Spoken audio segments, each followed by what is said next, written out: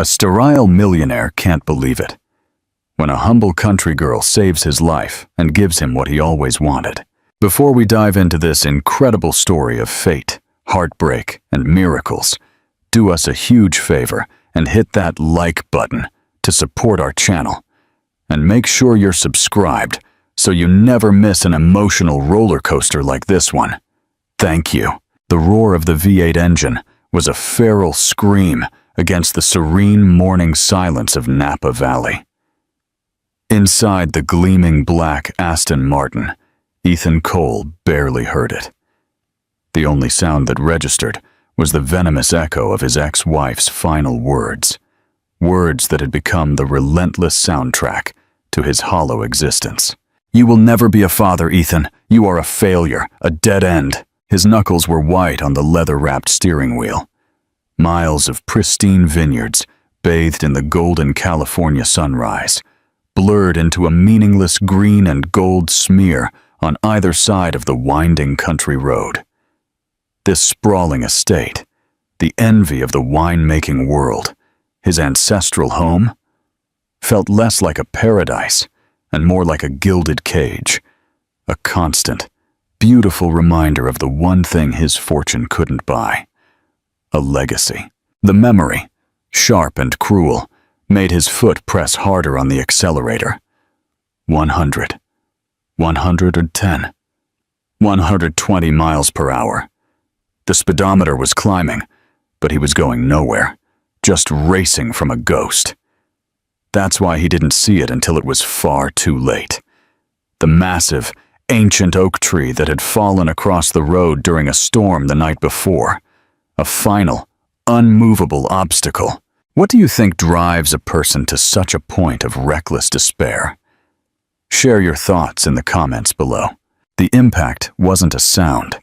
It was a physical event that tore the world apart. A deafening symphony of tortured metal, shattering glass, and the sickening crunch of the car's carbon fiber bodywork disintegrating against solid wood. The Aston Martin spun through the air in a terrifying, weightless ballet before flipping. Once, twice, and finally landing upside down in a ditch, its magnificent engine groaning its last breath. Silence. Then, pain. A blinding, all-consuming agony shot up from Ethan's left leg, which was pinned and grotesquely twisted under the crushed dashboard. The seatbelt, his savior, was now his captor, cutting deep into his shoulder. The coppery scent of his own blood mixed with the acrid smell of leaking gasoline and scorched earth, filling the cramped, inverted space. He screamed, a raw, guttural sound swallowed by the indifferent calm of the valley. As the sun climbed higher, baking the mangled wreck, Ethan's hope began to drain away with his strength. His vision blurred, the edges turning dark. He was going to die here, alone, a forgotten headline in the business section. As his consciousness began to fade, a shadow fell across the shattered windshield. A figure, silhouetted against the blinding sun. An angel? "My God, are you okay in there?" a voice called out, laced with frantic urgency. Ethan could only manage a faint groan. "Help! Me!" The angel didn't hesitate. Clara Evans, her hands still smudged with soil from her morning's work in her small flower nursery, threw herself at the wreck. With a strength born of pure adrenaline, she wrenched at the buckled driver's side door. It groaned in protest, but she pulled again and again, her muscles screaming until, with a final metallic shriek, it gave way. With breathtaking determination for someone so seemingly delicate, she crawled inside, her focus absolute. She worked the release on the seatbelt, her small hands fumbling, but relentless, until he was free. Then she braced herself against the roof and with a surge of impossible strength, helped to heave the mangled dashboard just enough to free his leg. Every second was an eternity, but she finally dragged him, inch by agonizing inch, from the metallic tomb. As she knelt beside him, tearing a strip from her own cotton skirt to fashion a makeshift tourniquet around his bleeding leg. Ethan looked up at her face. Framed by loose strands of chestnut hair and smudged with dirt, her hazel eyes were filled with a fierce compassion that cut through his haze of pain.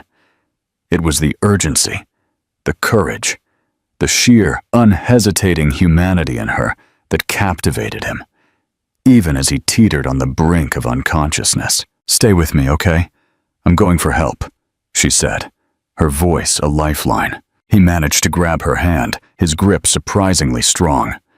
"Don't leave." Clara looked from his desperate eyes to the empty road and back again. She gave his hand a reassuring squeeze. "Okay," she promised.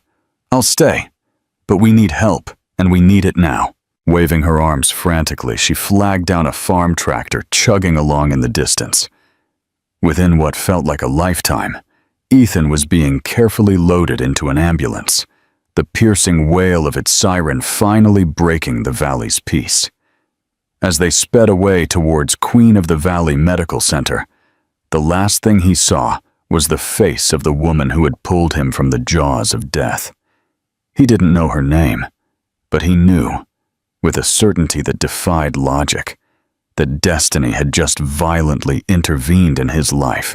For the next few days, in the sterile white world of his private hospital room, the image of Clara's face was a persistent, haunting fever dream. She was a stranger, yet he felt an inexplicable connection to her, the woman who had appeared in his darkest hour. Who was she? And why did he feel that their story, born in the wreckage of his despair, had only just begun? Upon his release, hobbling on crutches and feeling more alive than he had in years, Ethan had a singular mission: to find her.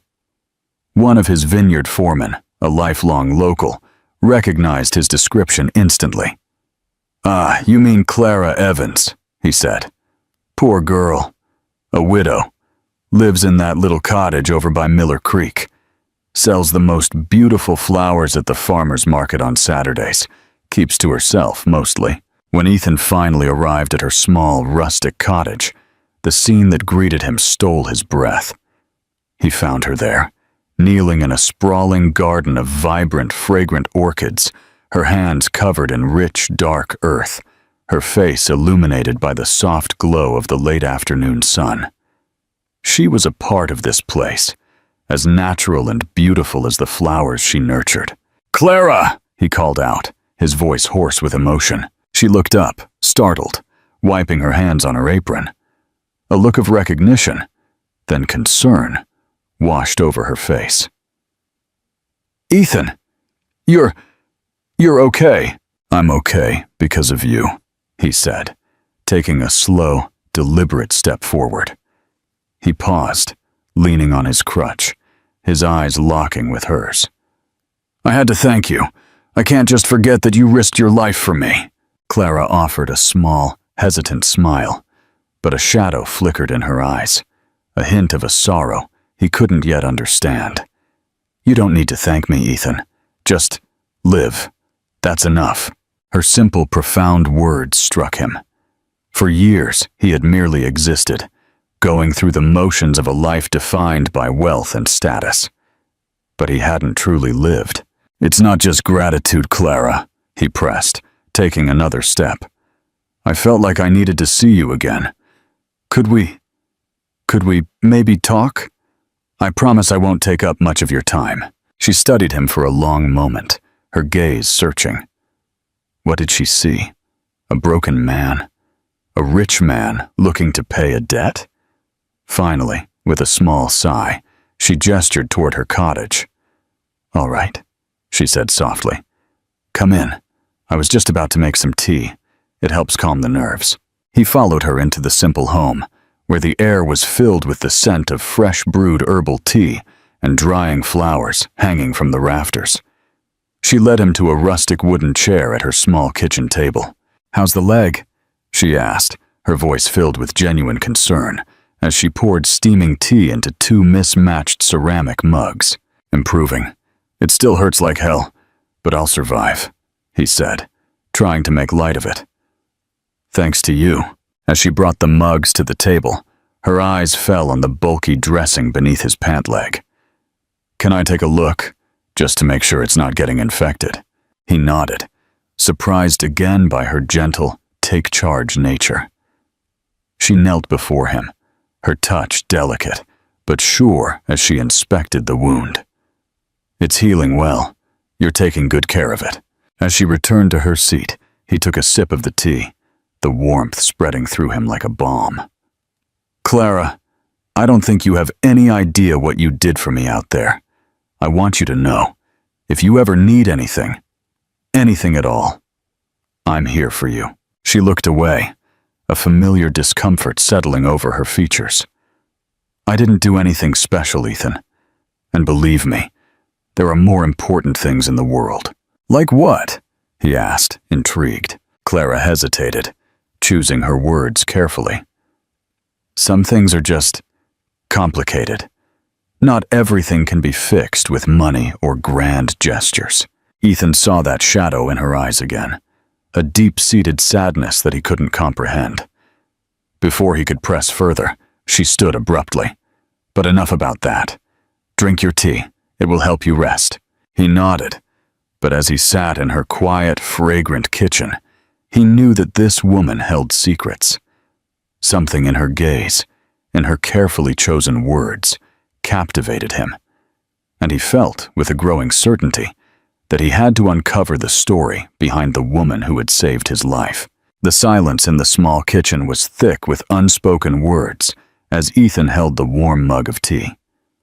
The space was humble, but filled with a sense of peace he hadn't experienced in his own cavernous, empty mansion. "So what's your story, Clara?" he asked gently, breaking the silence. "How did you end up here?" She offered a faint, melancholy smile. "After my husband Daniel passed away, I needed a new start. This little house was all I could afford. I started growing flowers to sell at the market. It's hard work, but it's honest." Ethan nodded, sensing there was more to her story than she was letting on. The mention of her late husband was fleeting, but the pain was still palpable. "You do all this by yourself? It can't be easy." "It's not," she admitted with a shrug. "But you find a way. The neighbors help out when they can. That's how it works in a small community." As she spoke, he studied her. There was no plea for pity in her voice, no hint of self-importance. She possessed an authenticity that made him feel profoundly inadequate, his vast fortune suddenly feeling like a pile of meaningless paper compared to her quiet resilience. "Have you ever thought about leaving?" he asked, the question sounding clumsy and patronizing as soon as it left his lips. "Going to a bigger city where there are more opportunities?" Clara laughed, but it was a sound tinged with bitterness. "Opportunities for who, Ethan? People like me don't have many options in the big city. Besides, this is my home. I love what I do, even if it isn't glamorous." He looked down, ashamed. "I didn't mean to offend you." "I know," she said, her voice softening. "It's just that sometimes people don't understand. But it's okay." He looked around her kitchen again, at the hand-embroidered art on the walls and the simple vase of wildflowers on the table. It was a life built from scratch, filled with care and intention. "Have you had dinner?" she asked suddenly, shifting to the mood. "No, not yet." "Well, you're not going anywhere with that leg," she stated, not as a question, but as a fact. "I'll make something simple. It's not much, but it'll do." He wanted to protest, to tell her he could have his personal chef deliver a 5-star meal in under an hour, but something in her firm kindness stopped him. He simply nodded as she moved to the small pantry. As she gathered potatoes, onions, and a rustic loaf of bread, he watched, mesmerized by her effortless grace. He was so accustomed to people who performed, who were always trying to impress him. But Clara had no idea of the scale of his wealth. To her, he was just a man she had helped, a neighbor. "And you?" she asked, her back still to him. "How did you end up in Napa? You seem different from the people around here." He hesitated. He hadn't yet revealed that he was the owner of the sprawling Cole estate, the legendary vineyard that bordered her small property. He decided on the truth. "I own the vineyard next door." Clara froze, a pan held midair. Her eyes widened as she turned to face him, a look of shock and perhaps a little discomfort on her face. The big estate on the other side of the ridge? That's the one." She placed the pan on the stove, her hands trembling slightly. I had no idea. I thought you were a manager or something." He chuckled softly. "That's exactly what I wanted you to think. I moved back here a few years ago, trying to get away from my old life. I don't like to talk about it much." She nodded, but he saw her expression shift. He could almost hear the gears turning in her head, calculating the immense chasm between their worlds. "Well, that explains the sports car you managed to wreck," she said, a hint of her previous lightness returning. "Are you upset?" he asked, worried the revelation had erected a wall between them. "No, of course not," she said with a smile, but there was an edge to her tone that bothered him. "It's just curious, thinking of someone like you sitting here in my kitchen." He wanted to tell her she was wrong, that he wasn't so different, but he didn't know how. As the smell of a simple, home-cooked stew began to fill the air, Clara served dinner. It was a rustic vegetable and lentil soup with thick slices of bread, but to Ethan, it tasted more satisfying than any Michelin-starred meal he'd ever had. "This is delicious," he said with genuine appreciation. "Thank you. It's nothing special, just what I could make with what I have." "Sometimes the simple things are the best," he replied, looking at her meaningfully. They continued to talk as they ate, and Ethan felt a novel sense of ease. There were no pretenses, no hidden agendas. It was just an honest conversation, and it touched him in a way he hadn't expected. When they finished, he leaned back in his chair, feeling a contentment that had been absent from his life for years. "I think you've saved my life twice now, Clara." She looked at him, puzzled. "Twice?" "Yes, first in the accident, and now by reminding me what's real." A faint blush colored her cheeks, but she said nothing. As silence settled between them again, Ethan felt a deep desire to prolong this moment, this connection. Yet at the same time, he sensed that mystery about her, an invisible barrier he knew he'd have to breach to truly understand the woman who was so unlike anyone he'd ever known. The days that followed settled into a comfortable rhythm. Ethan, using the pretense of wanting his neglected gardens revived, hired Clara. It was an excuse, and they both knew it, but it was one they silently agreed to. Each morning, she would arrive, her quiet presence transforming not just the overgrown flower beds, but the very atmosphere of the estate. Ethan found himself drawn to the garden whenever she was there. He'd watch from his study window as she worked with a focused passion, her hands deftly pulling weeds, pruning roses, and coaxing life back into the dormant soil. He saw how she spoke to the plants, her voice a low, encouraging murmur. She didn't just garden. She nurtured. "You don't have to stare, you know," she said one afternoon, without looking up from a stubborn patch of lavender, a playful smile on her lips. Caught, Ethan laughed and limped out onto the terrace. "I'm not staring. I'm supervising my investment." She finally looked up, wiping a smudge of dirt from her cheek. "And how is your investment doing, Mr. Cole?" "It's the best decision I've made in years," he said, his voice more serious than he intended. One afternoon, as Clara was training a climbing rose onto a trellis, the sky turned a menacing shade of gray. The wind picked up, whipping through the valley with a sudden fury, carrying the scent of rain. "Clara!" Ethan called from the house. "You need to get inside." "It's fine. I'm almost done," she yelled back, her determination overriding her common sense. Before he could argue, a violent gust tore the trellis from her grasp, sending it clattering to the ground. Clara stumbled, shielding her face from the dust and debris. Ethan didn't hesitate. Ignoring the sharp protest from his healing leg, He rushed out into the burgeoning storm. "Come on, you're going to get hurt."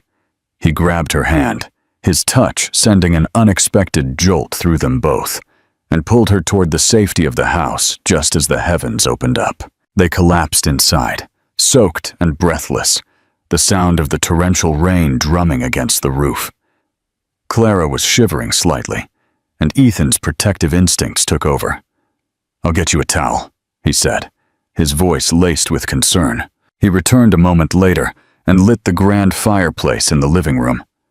Soon, the space was filled with a warm, comforting glow. "Are you always this stubborn?" he asked, a gentle tease in his voice as she dried her hair. She laughed, a genuine, beautiful sound. "I just don't like leaving things unfinished." "Well, sometimes you have to remember to take care of yourself first," he said, his gaze intense. She looked up at him, and the silence that fell between them was different.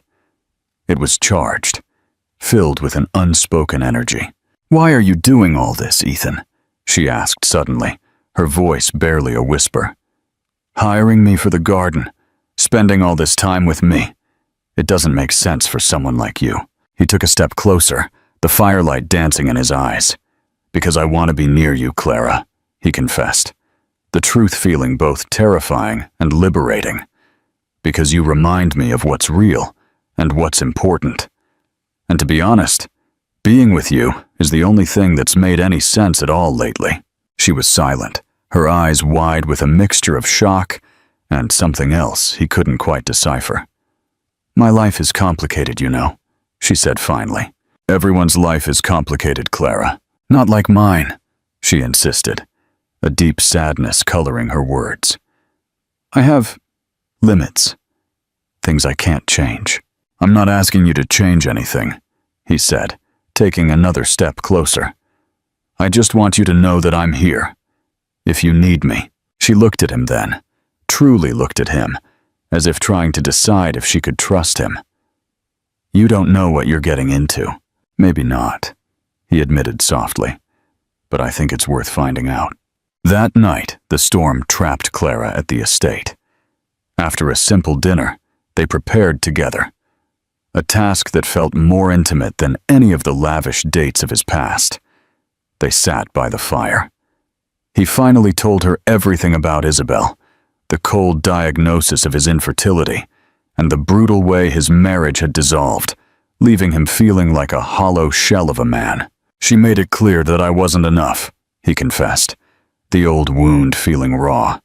"That if I couldn't be a father, I was worthless." Clara reached out and placed her hand gently on his. "That's not true, Ethan. You are so much more than that." He looked at her, his eyes shining with unshed tears. "Thank you," he whispered. "You have no idea how much I needed to hear that." He knew then, with absolute clarity, that he was falling in love with her. He didn't know what secrets she was holding back, what walls she had built around her heart. But as the storm raged outside, he made a silent vow. He would be patient. He would be strong. And he would do whatever it took to break through and show her that they could build something real together. The morning after the storm, the world seemed washed clean. Sunlight streamed through the large windows of the living room, illuminating dust motes dancing in the air. Clara awoke on the plush sofa, a thick cashmere blanket tucked around her. The fire had died down to glowing embers, and the house was perfectly still. For a moment, she allowed herself to feel a sense of peace, a feeling so foreign it was almost startling. Then, the reality of her situation, waking up in the home of a millionaire who was rapidly becoming far more than an employer, rushed back in, bringing with it a familiar wave of anxiety. Ethan found her standing by the window, looking out at the rain-soaked gardens. He was holding a tray with 2 steaming mugs of coffee and a plate of freshly baked scones. "Good morning," he said softly. I fell asleep. I'm sorry," she stammered, feeling flustered. "Don't be," he said, setting the tray down. "You were exhausted. Besides, I'm glad you stayed." His presence filled the room, not with intimidation, but with a quiet strength, that was both comforting and terrifying to her. As they sipped their coffee, the unspoken confession of the night before hung in the air between them.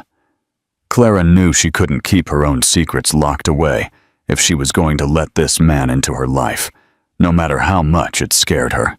"Ethan," she began, her voice trembling, slightly. "There's something you need to know about me." He turned his full attention to her, his expression open and patient. "My husband, Daniel. He didn't just die. He was a soldier. He was killed in Afghanistan 3 years ago." The words came out in a rush, as if she feared they would get stuck if she paused. "We were high school sweethearts. He was my whole world. When he died, a part of me died with him." She took a shaky breath. "But that's not all. A few weeks after he was deployed for the last time, I found out I was pregnant." Ethan's heart clenched, but he remained silent, letting her tell her story in her own time. "I was so excited. I wrote him letters every day, telling him about the baby, about our future, but I never got to tell him in person." Tears welled in her eyes, tears she had held back for years. "There was a complication with the pregnancy, a rare condition. I lost the baby. It was a little girl. I lost her just a month before I lost Daniel." The confession hung in the air, heavy and heartbreaking. "I came here to escape," she continued, her voice thick with emotion. "To start over where no one knew my story, where I wasn't the tragic widow. The flowers, they were the only thing that felt alive when everything else felt dead. They were my way of holding on." Finally, he understood the source of her sadness, the reason for the walls around her heart. She wasn't just a widow. She was a woman who had lost her husband and her child, her entire future, in one devastating blow. Without a word, Ethan moved to the sofa and sat beside her. He didn't offer empty platitudes or easy reassurances. He simply wrapped his arms around her and held her as she finally let herself cry, her body shaking with the force of 3 years of pent-up grief. He held her tight, absorbing her pain, his own heart aching for her. "I'm so sorry, Clara," he whispered into her hair. "You've been carrying all of this alone." They stayed like that for a long time, the silence broken only by her quiet sobs. When her tears finally subsided, she looked up at him, her eyes red-rimmed but clear. "I'm scared, Ethan," she admitted. "I'm scared of feeling anything again. It hurts too much." "I'm scared too," he confessed, his voice raw. "But maybe we can be scared together." In that moment of shared vulnerability, the last of the barriers between them crumbled. It wasn't about a rich man and a poor girl anymore. It was about two broken people finding solace in each other's arms, two souls who had been shipwrecked by life finding a safe harbor. Just as this fragile new beginning was taking root, the past made its unwelcome return. The sleek silver sports car that pulled up the long driveway was a jarring intrusion into their peaceful world. Isabel, Ethan's ex-wife, emerged from the car, looking every bit the polished, formidable woman he remembered. "Ethan," she called out, her voice dripping with false sweetness as she spotted them on the terrace. "I was in the area and thought I'd pick up the last of my things." Clara stiffened in Ethan's arms, and he felt a protective anger surge through him. "Isabel," he said, his voice cold and steady, "this isn't a good time." Isabel's eyes flickered to Clara, her gaze sweeping over her with blatant disdain. "Oh, I see," she said, a cruel smirk playing on her lips. "You found a new project. How quaint. The rich man and the humble little gardener." "That's enough," Ethan warned, standing up to place himself between the two women. But Clara, wiping the last of her tears away, found a strength she didn't know she had. "It's all right, Ethan," she said, her voice quiet but firm. She met Isabel's condescending stare without flinching. "I'm Clara Evans. It's a pleasure to meet you." Isabel laughed, a sharp, unpleasant sound. "Darling, I'm sure it is. Let me give you some advice. Don't get too attached. Ethan has a condition. He can't give you the one thing a woman like you would want from a man like him. A family. The words were meant to be a fatal blow, but they had an unintended effect. They solidified Ethan's resolve. "Get your things and get out, Isabel," he said, his voice leaving no room for argument. "You are no longer welcome here." As Isabel swept into the house, Clara turned to Ethan, her face pale. "She's right, isn't she? About you." "That's what the doctors said," he admitted. "It's why she left me." Clara looked at him, her hazel eyes filled with a new, fierce emotion. "She didn't leave you because you couldn't have children," she said with sudden clarity. "She left because she's incapable of real love." And in that moment, as Isabel's venomous words hung in the air, a dizzy spell washed over Clara. She swayed, her hand flying to her head. "Clara, are you okay?" Ethan cried, catching her as her legs gave way, and she fainted in his arms. The frantic drive to the hospital was a blur of terror for Ethan. Holding Clara's limp hand, his mind raced with 1,000 horrible possibilities. Isabel, forgotten in the back seat, remained silent, her earlier bravado replaced by a shocked unease. In the sterile, impersonal waiting room, every tick of the clock was a form of torture. Finally, a doctor with kind eyes emerged. "Mr. Cole?" Ethan shot to his feet. "How is she? Is she going to be okay?" The doctor smiled, a warm, reassuring expression. "She's going to be fine, Mr. Cole. She's just dehydrated and exhausted. But there's something else, something you should know." Ethan braced himself. "Ms. Evans is pregnant," the doctor announced. "About 8 weeks along, and from the initial ultrasound, it appears she's expecting triplets." The world tilted on its axis. Pregnant. Triplets. The words didn't compute. From behind him, Isabel let out a strangled gasp. "That's impossible," she declared, striding forward. "He can't have children. He's sterile." The doctor looked from Isabel's furious face to Ethan's stunned one. Ethan finally found his voice, a whisper filled with dawning, earth-shattering realization. He looked at Isabel, truly seeing the deceit in her eyes for the first time. "It was never me, was it?" he said, the pieces of his past clicking into place with horrifying clarity. "It was you. You were the one who couldn't have children." Isabel's face crumpled, the lie she had maintained for years finally exposed. I couldn't handle it, Ethan," she cried. "You had everything. I couldn't be the broken one." He looked at her, not with anger, but with a profound, weary pity. "You made me believe I was a failure," he said quietly. "You let me carry that pain, all because you were too cowardly to face the truth." Without another word, Isabel turned and fled, her clicking heels echoing her defeat down the long hospital corridor. The doctor gently touched Ethan's arm. "I think she needs you now." Ethan walked into Clara's room as if in a dream. She was awake, looking pale, but peaceful. "Ethan," she whispered. He knelt by her bed, taking her hand. "You gave me quite a scare," he said, his voice thick with emotion. "I'm sorry," she said, her thumb stroking his knuckles. "Don't be," he said, a slow, wondrous smile spreading across his face as tears streamed down his cheeks. "You just gave me the greatest news of my entire life." Her brow furrowed in confusion. "News?"